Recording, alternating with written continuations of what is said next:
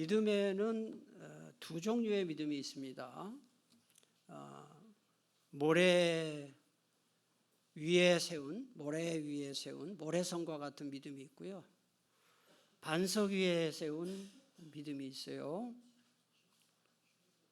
신앙생활을 아무리 오래 해도 말씀에 굳게 뿌리 내리지 않은 그런 신앙은 기분 따라 감정 따라 뒤흔들리고요. 조금만 시험 받으면 그냥 넘어지는 그런 믿음이에요.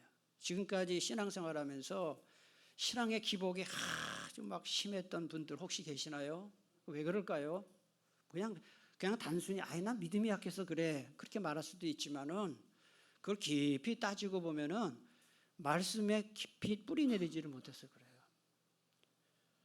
말씀에 깊이 뿌리를 내리는 믿음이 생기면은 웬만한 그 시험거리 그런 거에는 전혀 흔들리지 않습니다. 옛날에 청년들 경배와 찬양이 한참 인기였습니다. 저도 경배와 찬양 제가 대학 다닐 때 경배와 찬양 저기 온누리교회 가서 경배와 찬양 참석하고 뭐 이런 거 많이 했어요. 근데 그 경배와 찬양이 참 좋았죠. 그러나 막 찬양의 어떤 기쁨을 맛보게 한 좋은 면이 있습니다. 근데 이 경배와 찬양 또 찬양 집회 그거가 좀 부족한 게 뭐냐 하면은 그냥 어떻게 보면 즐기는 그걸로 끝나는 경우가 많았어요. 경배와 찬양 열심히 했는데 그 뿌리를 내리지 못하는 그런 일들이 많았고요.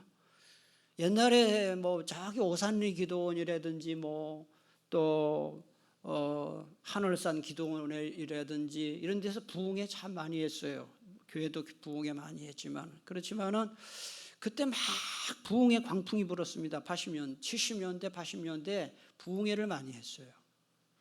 그래서 지나고 보면 물론 그렇게 해서 교회들이 막 숫자가 늘고 한 면이 있지만 그 약점이 뭐냐 하면은 말씀으로 깊이 가르치지 아니하고 그냥 재미있는 이야기하고 이러고 끝난 부흥회가 지금 생각하면 많아요. 옛날에 저도 기억이 납니다. 저도 그 하늘산 그 기도원 그다음에 저기 서울의 동도교회에서 운영하는 기도원이 있었는데 그게 무슨 기도원이었죠? 천마산 기도원, 철마산 말고요. 천마산 기도원. 근데 기도원에 가서 한 3박 4일 이렇게 기도하고 돌아오고 그렇게 청년 때 그렇게 했는데 제가 이제 한번 충격을 받은 일이 뭐냐 하면은 막 부흥회 막 은혜 받고 여러분 옛날에 부흥회 가면은 막 북치고 막 찬송 부르고 막 북치고 막 그렇게 한 거 다 기억나십니까? 부흥회 다니신 분. 그러면 뭔가 그냥 예수님이 여기 오신 것 같은 그게 막 감격하고 막 그랬는데 부흥회 마치고 그때 딱 거기 그 마을 이름을 정확하게 모르겠습니다만 내려오면은 시외버스 타고 청량리까지 오고 이렇게 했어요. 근데 부흥에서 은혜 받은 막 권사님들, 은혜 받은 막 집사님들 주로 여자들이 많죠, 남자보다 아무래도. 근데 버스가 오니까 자리 잡겠다고 그냥 쎄치기 하고 막 내가 그때 총각대예요. 그래서 제가 이게 좀 헷갈리더라고요. 왜냐면 그 기도원에 있을 때는 다 천사 같고 은혜 받아가지고 저 사람들이 가는 가정마다 천국이 될 것 같고 그랬는데 완전 버스 타니까 쎄치기 왕들이에요. 쎄치기 왕들. 그래서 내가 그걸 보면서 이게 은혜 받는다는 게 뭔가. 그러니까 제가 느낀 게 있어요. 진짜 은혜 받는 것은 말씀을 깊이 깨닫고 은혜 받아야 그게 뿌리가 흔들리지 않는다는 거예요. 그래서 이제 제가 요새 좀 나이도 좀 더 먹고 목회도 조금 이제 기간이 좀 길어지면서 조금 후회되는 면이 있어요. 뭐냐면 내가 좀 더 우리 교회 교우님들을 말씀을 더 잘 가르쳐야 되는데 더 열심히 가르쳤어야 되는데 좀 약하게 가르쳤다 그런 좀 생각이 좀 있어요. 그래서 이렇게 오후에도 막 이렇게 하는 이유가 그동안 제가 좀 부족했다고 생각하던 앞으로 더 말씀을 하나라도 더 좀 말씀을 그냥 말씀 진국을 그러니까 설명을 많이 하는 것보다는 말씀 깊이 들어가고 그래서 제가 계시록도 하고 예언서도 하고 그러는데 여러분 어려운 것 같아도요. 말씀을 깨달으면은요. 세상에 어떤 것을 얻을 때 기쁨보다 더 큰 기쁨이 있어요. 말씀. 그러니까 여러분들이 이 오후 예배 졸려온 시간에 얼마나 졸려온 시간인가요? 점심 먹고 늘어지는 시간인데 이렇게 오셔서 말씀 하나라도 더 바로 깨닫고 해서 반석 위에 세운 그런 믿음이 다 될 수 있기를 축복합니다. 조금 어렵더라도 오늘 낮에 제가 계시록 그 하나 드렸는데 그거 내가 이제 불시에 가지고 있나 버렸나 한번 볼 거예요. 그거 굉장히 중요한 겁니다. 이거 항상 그거 좀 펼쳐놓으시고 공부하시고 또 이거 뭐 예언서 공부 자료도 계속 드리는데 여러분들 이거 꼭 잘 이렇게 좀 보관을 하고 에스겔 읽을 때마다 미리 한번 쭉 보면은 굉장히 도움돼요. 자, 에스겔이 48장까지 있는데 이걸 1장부터 48장까지 어느 세월에 다 하겠어요. 이제 갈 길이 먼데 제 목표는 말라기까지 다 할 거거든요. 말라기까지 지금 예레미야 떠나고 에스겔인데 그다음에 다니엘이 참 재밌어요. 다니엘 여러분 기대하세요. 다니엘 정말 재밌어요. 다니엘. 그다음에 이제 호세아서부터 말라기까지 12권의 소 예언서를 해야 되는데 뭐 물론 오후 예배 때 계속 하면 되긴 되지만 너무 이걸 다 할 수가 없어요. 그래서 에스겔 1장부터 48장까지 한 장 한 장 다 할 그런 여유가 없고 중요한 장만 몇 장 제가 이게 골라서 공부를 하려고 합니다. 오늘은 에스겔 1장을 살펴보겠습니다. 에스겔 1장은 내용이 뭐냐 하면은 제목을 한번 보시면 제목에 다 답이 나와 있어요. 에스겔 1장이 뭐냐 내용이 하는 거예요. 한번 제목을 읽겠습니다. 에스겔의 소명환상 바벨론까지 찾아오신 하나님. 이게 이제 오늘의 가장 중요한 메시지예요.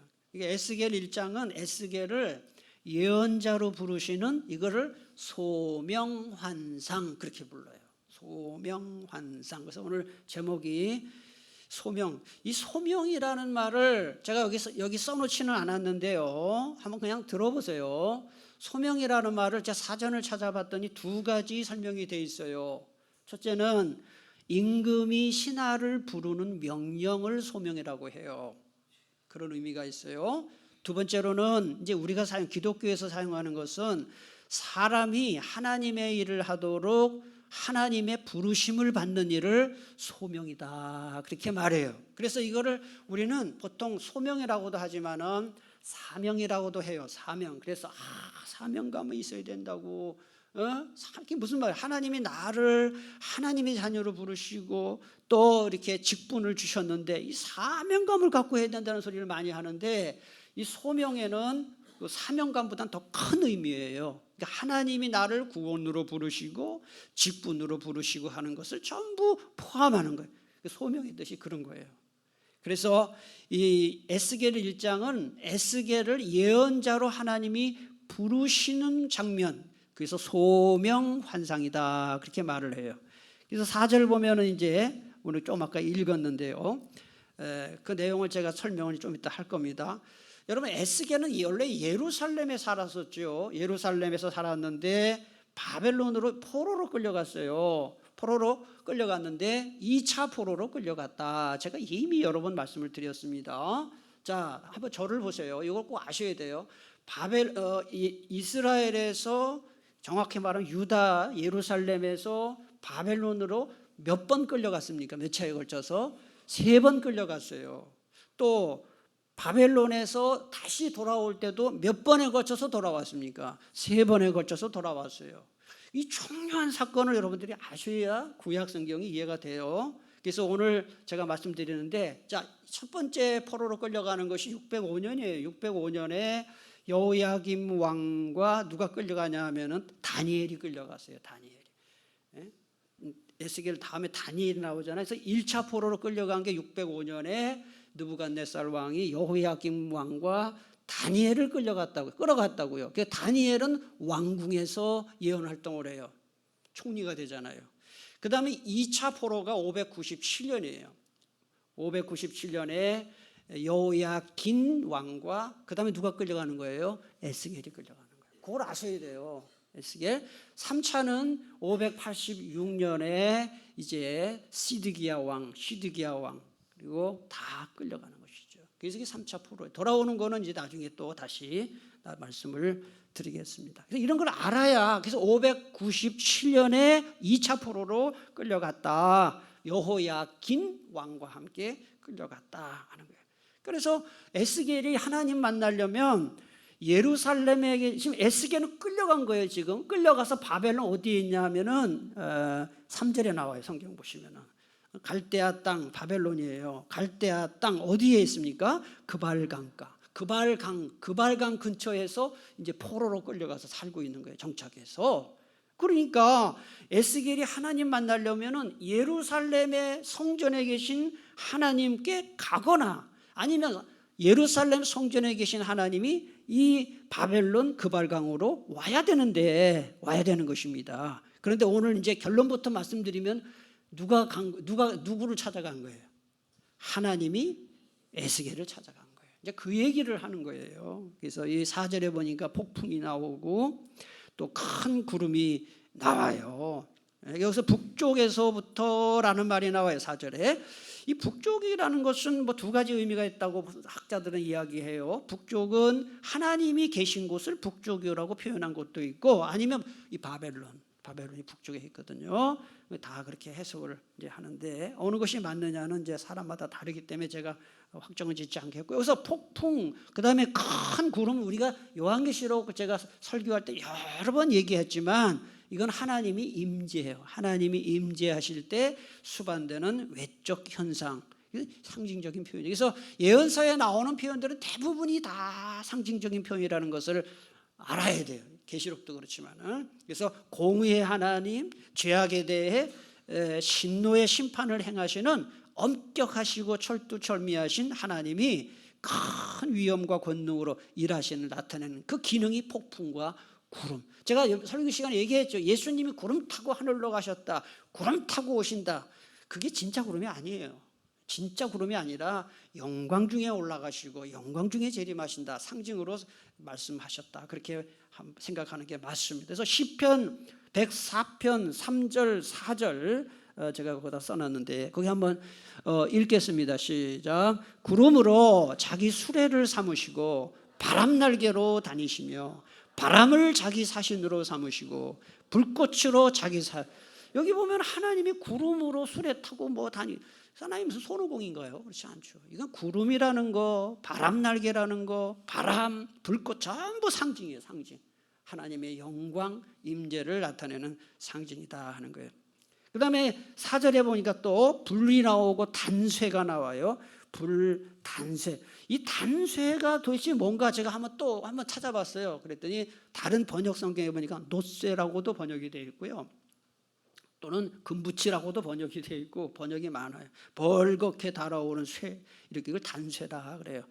일단 불과 단쇠는 이건 어떤 하나님을 나타내는, 여러분 옛날에 대장간에 가보셨어요? 제가 시골에 살 때 대장간이 많았어요. 대장간. 그래서 거기서 막 호미도 만들고 삽도 만들고 많이 봤어요. 대장간에. 그럼 대장간에 가면 꼭 있는 게 뭐가 있어요? 용광로 같은 큰 불 있잖아요. 불. 거기다가 이렇게 집어넣고 그걸 꺼내가지고 막 만들거든요. 그러니까 이거는 이런 불, 그 다음에 단쇠, 이런 거는 벌겋게 달아오른 쇠가 단쇠래요. 이건 전부 뭐냐면 심판자 하나님의 심판자로서 임하시는 권능의 하나님의 속성을 표현해주는 상징이다, 이렇게 생각하면 되는 거죠. 그래서 에스겔은 하나님의 위엄과 영광을 몸소 드러냄으로써 당신의 주권적 의지를 통해 온 우주를 통치하시는 천지의 주제이심을 거듭 확인한 것입니다. 여기 주제라는 말은 주인 주자에다가 황제할 때 제자예요. 그러니까 온 세상의 주인으로서 왕으로서 다스린다 하는 거예요. 그래서 하나님은 이스라엘 백성들이 포로로 끌려간 그 길을 똑같이 따라서 바벨론으로 오셔서 그곳에서 에스겔을 만나주셨다. 그러니까 하나님이 에스겔을 찾아오셨다. 이게 오늘 본문에서 굉장히 중요한 거예요. 계속 얘기하겠습니다만. 그 다음에 5절을 보니까 그 속에서 이제 이 4절은 하나님이 타고 다니시는 어떤 수레 뭐 여러 이런 거를 나타내는데 그 속에 불 속에서 네 생물이 나타나요. 네 생물. 오늘 계시록의 생물이 나왔죠.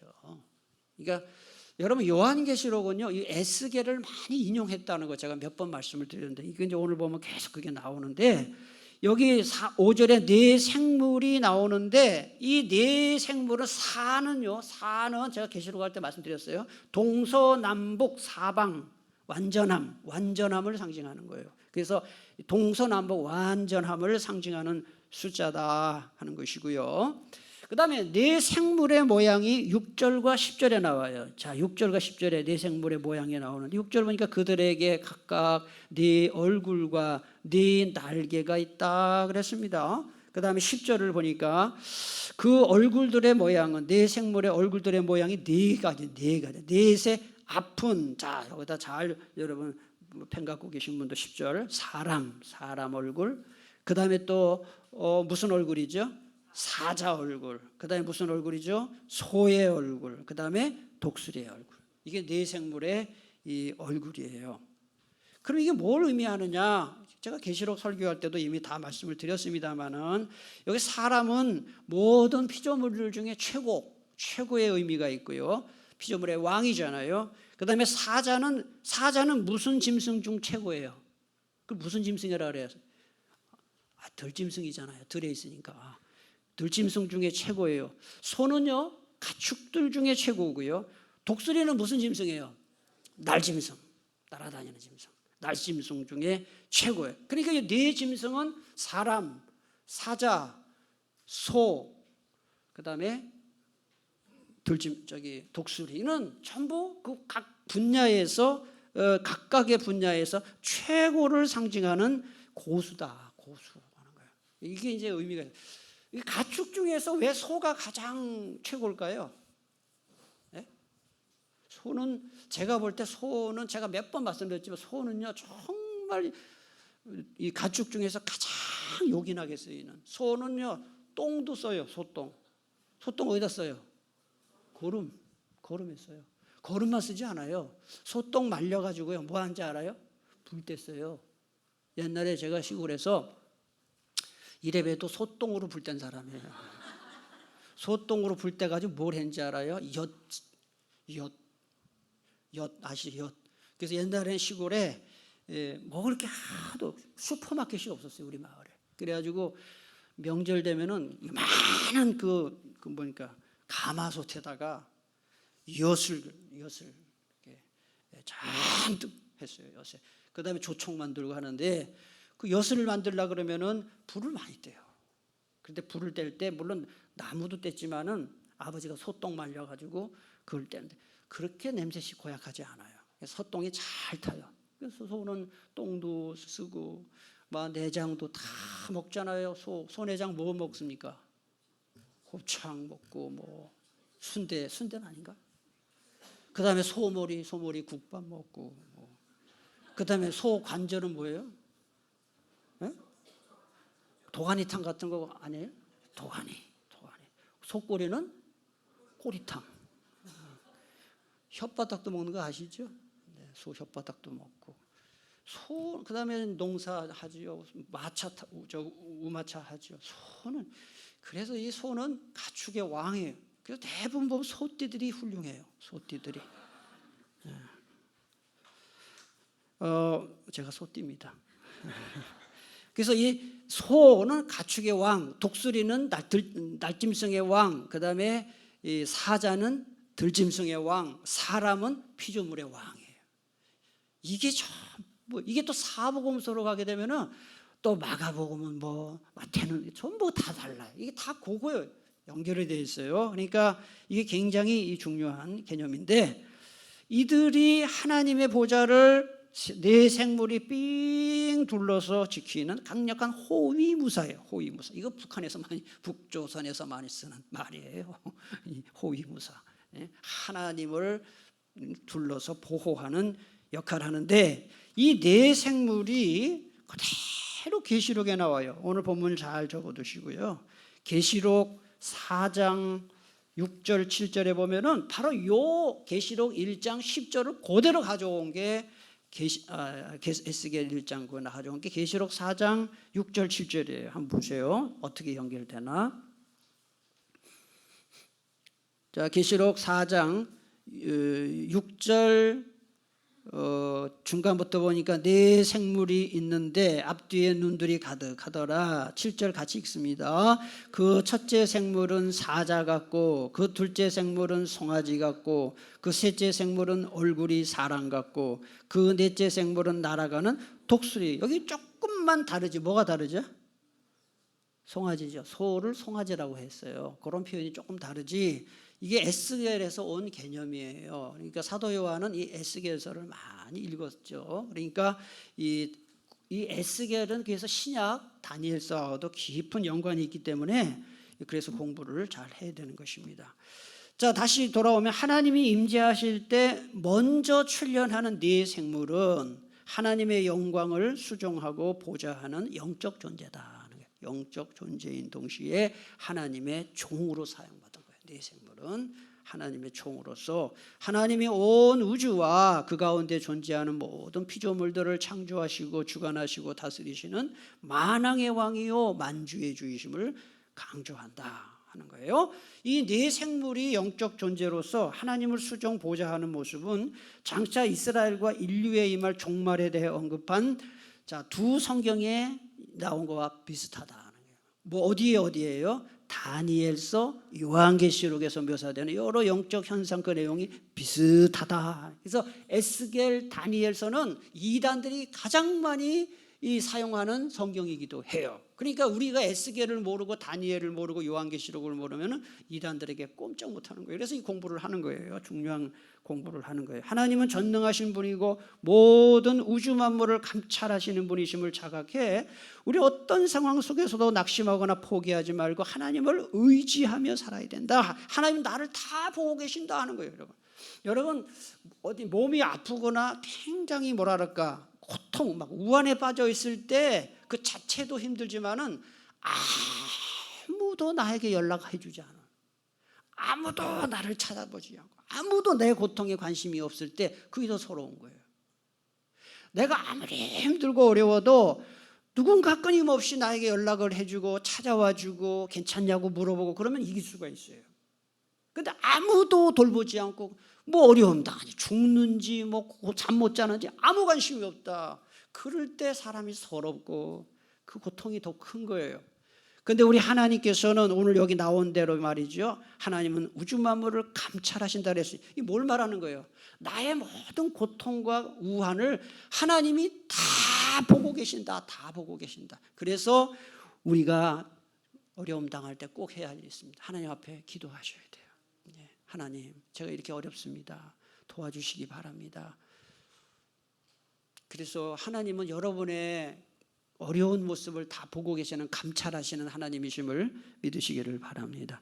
12절을 보니까요, 영이 어떤 쪽으로 가면 근데 이 하나님의 하나님의 보좌 수레가 누가 움직이느냐? 하나님의 영이 움직인다. 12절 영은 성령님이에요. 성령님. 그래서 하나님의 보좌의 방향을 정하는 것은 하나님의 영이다. 이 성령님이죠. 구약에 나오는 성령님인데 20절에 보면은 더 자세히 설명하고 있습니다. 20절을 한번 보겠어요. 우리 1장 20절입니다. 시작. 영이 어떤 쪽으로 가면 생물들도 영이 가려 하는 곳으로 가고 바퀴들도 그 곁에서 들리니 이는 생물의 영이 그 바퀴들 가운데 있습니다. 영은 하나님의 영이니까요. 그러니까 하나님의 영이 모든 것을 인도한다 하는 거예요. 15절 보면은 이 하나님의 보좌에는 바퀴가 달려 있어요. 바퀴가. 자, 이제 정리하겠습니다. 간략하게 정리하면 하나님이 앉아 계신 보좌는 사람과 사자와 소 그리고 독수리의 얼굴 모양을 한 네 생물들이 떠받치고 있고 그 보좌에는 바퀴가 달려 있어요. 이 바퀴는 뭘 상징하느냐? 움직임, 즉 이동성을 상징하는 거예요. 바퀴는 하나님의 보좌 수레가 움직인다는 것이에요. 한 곳에 있는 것이 아니라 하나님은 예루살렘 성전에만 있는 것이 아니라 이 보좌 수레를 타고 하나님의 보좌가 바퀴를 달고 공중부양을 해요. 여러분 공중부양이라는 게 누구더라? 허경영 씨가 공중부양한다고 그러는데 그 진짜입니까? 나 믿을 수가 없어요. 진짜 공중부양은 우리 하나님이 하시는 거죠. 이게 공중부양, 이 보좌가 바퀴를 달고 공중부양을 해서 바벨론을 향해 날아간 것이다. 그러니까 하나님은 예루살렘만 계시는 것이 아니라 어느 곳에도 계신다는 것을 보여주는 것. 18절에 보니까 보좌 수레 옆에는 엄청나게 많은 눈들이 18절 한번 보세요. 자, 18절 함께 볼까요? 시작. 그 둘레는 높고 무서우며 그 네 둘레로 돌아가면서 눈이 보좌 수레에 눈이 가득하다. 이 눈은 보는 것을 뜻하고 전지성을 의미한다. 전지가 뭐예요? 모든 것을 안다. 이게 전지성을 의미합니다. 사방에 눈이 있다 보니까 보좌 수레는 하나님의 보좌를 말하는 거예요. 하나님의 보좌, 움직이는 보좌에는 보이지 않는 사각지대가 전혀 없대요. 운전하시는 분 아시죠? 여러분 운전하다 보면 이 백미러 또 사이드 미러에 사각지대가 있어요. 그래서 사각지대 때문에 사고 당하는 경우가 있어요. 가끔 보면은 초보일수록 사각지대 때문에 사고를 더 많이 당하고요.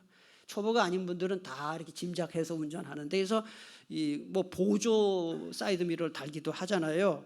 근데 이 하나님의 보좌 수레에 눈이 가득하다는 것은 하나님은 이 세상에서 일어나고 있는 모든 일들을 빠짐없이 어떻게 하고 계시다? 지켜보고 계시다 하는 거예요. 그걸 말하는 거예요. 이게 다 상징이에요. 지켜보고 계신다 하는 거예요. 요즘 뭐 CCTV가 막 우리나라 없는 데가 없잖아요.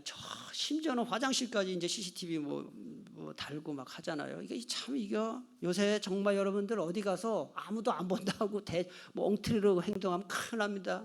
CCTV 다 보고 있습니다. 다 보고 있습니다. CCTV. 근데 CCTV가 문제가 아니에요. 누가 보고 계시나요? 하나님이 보고 계시죠. 그래서 여러분들 저도 그렇고요. 이거 혼자 있을 때 나쁜 생각 품는 거 다 하나님 보고 계시고요. 또 아무도 없는 데서 뭐 이렇게 뭔가 좀 정말 하나님을 믿는 사람으로서 해서는 안 될 어떤 일을 하려고 할 때 얼른 생각해야 돼. 하나님이 다 보고 계시다. 지금 전지하신 하나님께서 보고 계시다 하는 것을 알아야 된다. 그 다음에 26절부터 28절까지는 보좌 수레의 정체에 대해서 이제 설명 끝부분이죠 하는데요.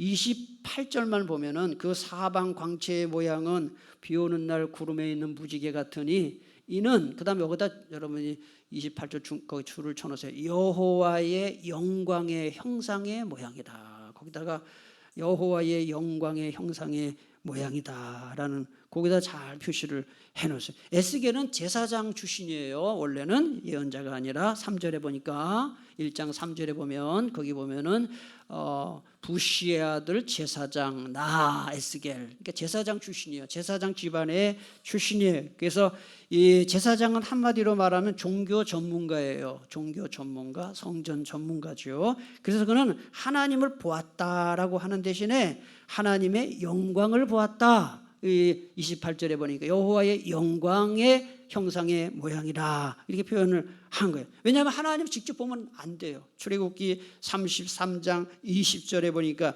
네가 내 얼굴을 보지 못하리니 나를 보고 어떻게 할 자가 없다 그랬어요. 살짝 하나님 두려워해야 되는 분이다 하는 거예요. 여러분 믿음이 이렇게 자라면 자랄수록 점점 많이 나타나는 증상이 뭐냐면 하나님을 자꾸 더 의식하는 거예요. 하나님 두려운 줄 알아야 돼요. 하나님은 뭐 친구고 이런 거 소리 하면 안 돼요. 어떻게 하나님이 친구예요? 하나님은 두려운 분이에요. 하나님 앞에 함부로 이렇게 그래서 우리가 기도할 때도 그렇고 뭘 할 때든지 항상 하나님을 두려워함이 있어야 되는데 그게 없다면 믿음이 성숙한 게 아니죠. 여기서 중요한 점은 하나님이 보좌 수레를 타시고 바벨론 그발 강가까지 에스겔을 찾아가셨다. 하나님이 찾아가셨다는 거예요. 에스겔 부르지를 않고 하나님이 찾아가셨다. 이게 왜 중요하냐 하는 거예요. 이게 왜 중요하냐? 그때는 주전 592년이에요. 그러니까 예루살렘 성전이 아직 있을 때. 예루살렘이 몇 년에 망합니까? 저기 써놨네. 그죠? 이거 써놓으면 안 되는 써놨어요. 예루살렘은 주전 586년에 망했으니까 그 전이잖아요. 그 예루살렘이 이 성전에 아직 있기 때문에 하나님은 이스라엘 백성들의 마음속에 그 예루살렘에 계신다고 생각한 거예요. 그런데 이스라엘 사람들은 예루살렘 성전을 건축하고 하나님 그곳에만 계시는 곳으로 생각했는데 하나님이 이방 땅인 바벨론까지 친히 행차하신 거죠. 에스겔을 찾아서. 이것은 당시 이스라엘 사람들로서는 상상할 수 없는 그런 일이었습니다. 하지만 에스겔의 이 소명환상 이야기를 통해서 이게 중요한 얘기예요. 그 다음 같이 읽겠습니다. 시작. 하나님은 성전에만 계신 분이 아니라 성전으로부터 자유롭게 어느 곳에나 계신 분이다 하는 거예요. 여러분, 우리 하나님이 예배당에만 계신 것이 아니라 예배당 밖에 여러분의 가정에도 계시고 여러분의 일터에도 계시고 여러분의 마음에도 계시고 어느 곳에나 계시는 하나님이심을 여러분 정말 믿습니까? 네. 그럼 우리 삶이 달라져요. 예배당에만 계신다고 생각하니까 그냥 교회에서만 예배만 드리면 끝이잖아요. 이걸 정말 믿으면 삶이 달라진다니까요.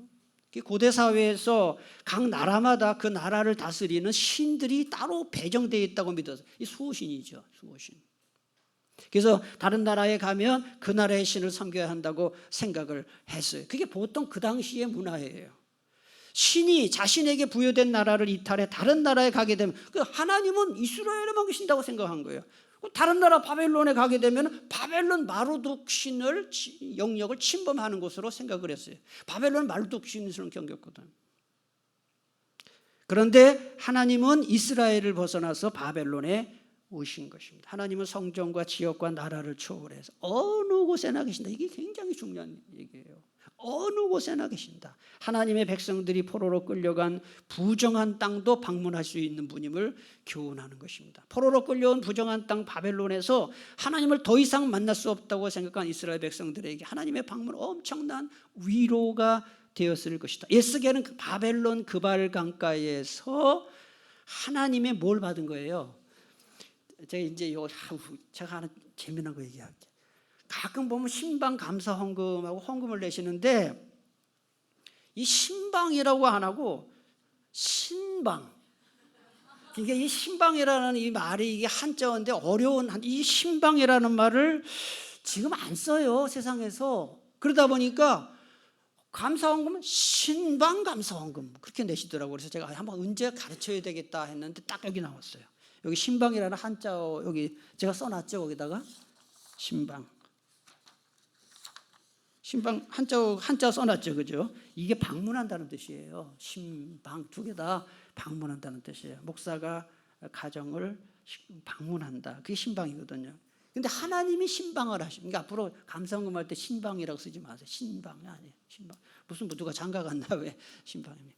신방입니다. 신방. 하나님의 신방을 에스겔이 받고 이제 예언자가 된 거예요. 제사장에서 예언자로 이제 바뀌는 것이죠. 그래서 하나님은 오늘도 저와 여러분을 찾아오시는 하나님이다 하는 거예요. 이게 중요한 거예요.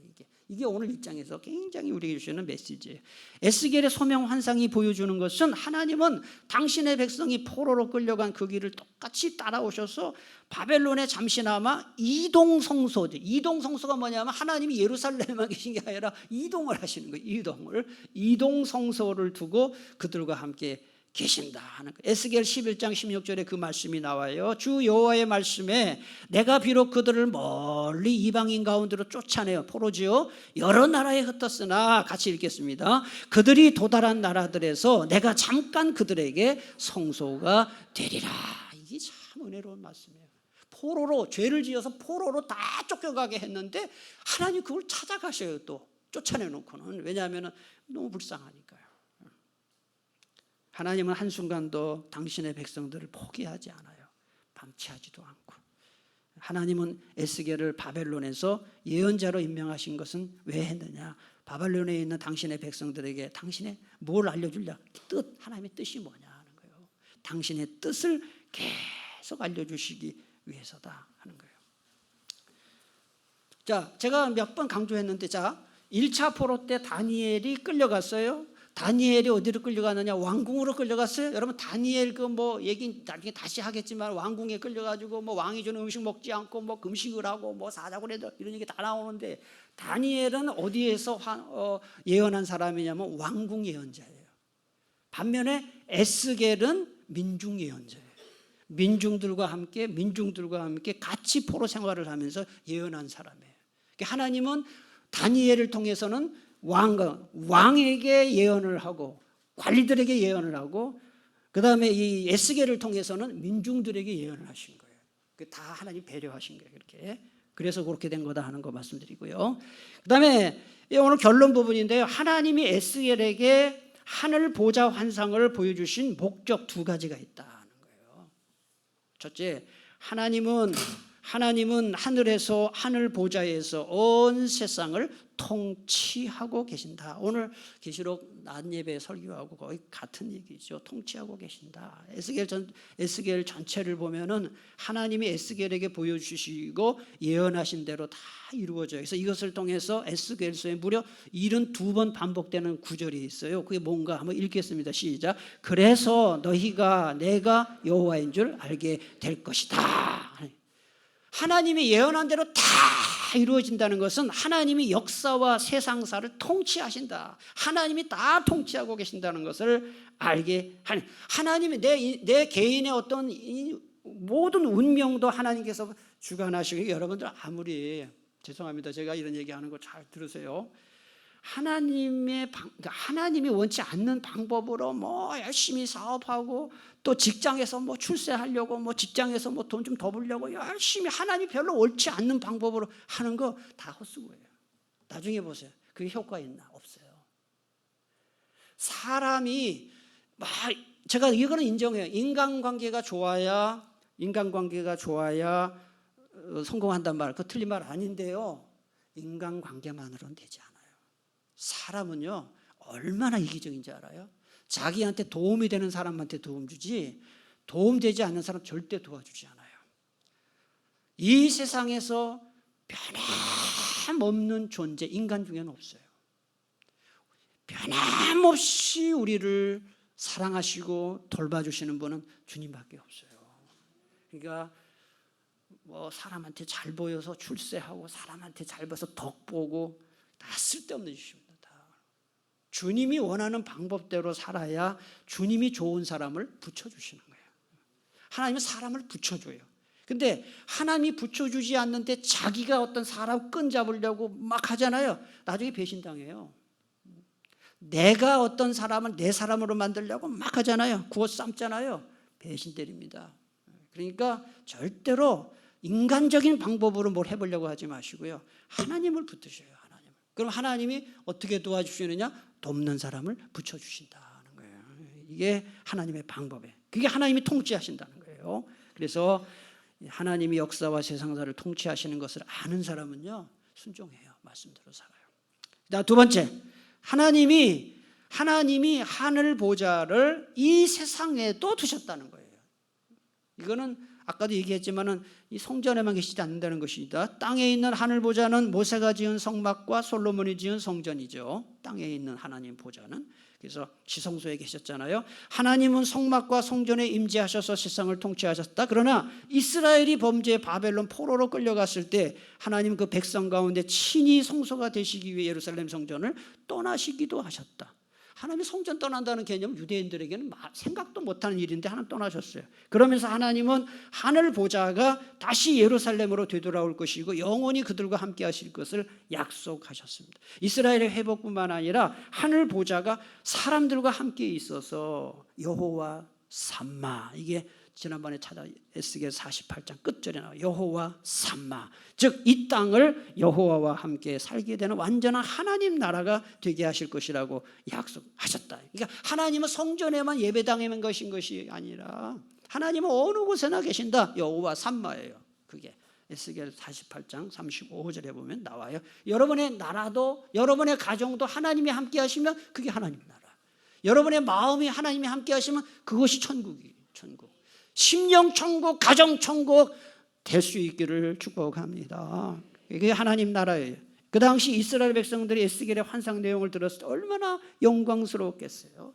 따라서 이 환상을 보여주신 목적은 이스라엘이 그들의 독특한 신분을 깨달아 역사 가운데 책임 있는 존재로 살아라 하는 거예요. 너희들이 나의 백성이니까 좀 책임감 있게 살아라 하는 거예요. 에스겔 예언자를 통해 보여준 하늘 보좌 환상은 우리 눈에 보이는 세계가 전부가 아니라는 거예요. 우리 눈에 보이는 이 세상이 전부가 아니다. 이 세상 배후에 하늘 보좌에 앉으신 하나님이 개인과 세상의 운명을 결정하신다 하는 것을 1장을 통해 보여준 거예요. 때로 어렵고 힘들 때가 있어도 하나님은 보좌 주변에 있는 천군 천사들을 동원해서 우리를 도우시고 인도해 주시고. 시편 한번 성경 찾아보겠습니다. 시편 34편 7절. 시편 34편 꼭 찾아보세요. 7절.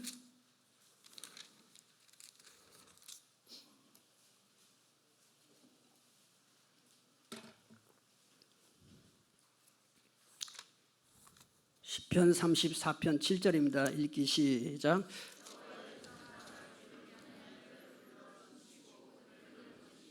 아멘. 이 구절을 제가 어떤 책을 읽다 보니까 어떤 애기 엄마가 초등학교 다니는 유치원에 다니는 애들을 유치원에 보내면서 초등학교 보내면서 이 구절을 항상 읽으면서 애들 기도해줘요. 애기 엄마가. 그래서 여호와의 천사, 하나님이 천사를 보내서 하나님 경외하는 자를 다 둘러진치고. 그러니까 이게 뭐냐면은 애를 요새 하도 험한 세상인 게 유치원 보내고 초등학교 보내고 이제 여러분 뭐 군대 보내고 시집 보내고 장가 보내고 할 때 34편 7절 하나님이 나의 사랑하는 아들 딸을 천군 천사 동원해서 진을 쳐주시고 어려움 가운데 건져주시기 바랍니다 하고 기도하는 거예요. 이 30편 34편 7절은요 참 귀한 말씀이에요. 하나님이 보이지 않지만 천군 천사 동원해서 여러분은 물론 여러분의 자녀도 지켜주시는 줄 믿으시기를 바랍니다. 우리 죄를 대속하시고 하늘로 올라가신 예수님은 하늘 보좌 우편에 앉아 계십니다. 우리는 주님의 긍휼하심을 얻고 때를 따라 돕는 은혜를 얻기 위해 하나님 앞에 담대히 나아갈 수 있는 특권을 가졌어요. 그래서 히브리서 4장 14절 16절을 이제 마지막 읽으시고 말씀을 맺도록 하겠습니다. 우리 다 같이 함께 봉독하겠습니다. 그러므로 우리에게 큰 대제사장이 계시니 승천하시니 곧 하나님의 아들 예수시라. 우리가 믿는 도리를 굳게 잡을지어다. 우리에게 있는 대제사장 우리의 연약함을 동정하지 못하시리가 아니요 모든 일에 우리와 똑같이 시험을 받으시리로되 죄는 없으시니라. 그러므로 우리는 긍휼하심을 받고 때를 따라 돕는 은혜를 얻기 위하여 은혜의 보좌 앞에 담대히 나갈 것이니라.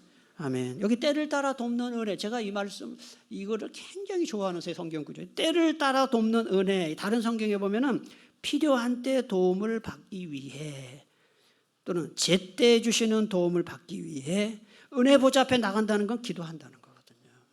여러분 이 말씀 진짜 여러분 안 될 것 같은 것도요. 이건 도저히 안 되는 일이야. 이건 해결이 안 돼. 그런 거 있잖아요. 주님께 기도하면 주님 도와주시면 다 해결이 되는 거죠. 때를 따라 돕는 은혜 이것을 우리가 구하며 살아야 되겠습니다. 기도하겠습니다. 오늘 주신 말씀 붙들고 시간 배운 말씀 붙들고 함께 기도하기 바랍니다. 우리 하나님은 모든 것을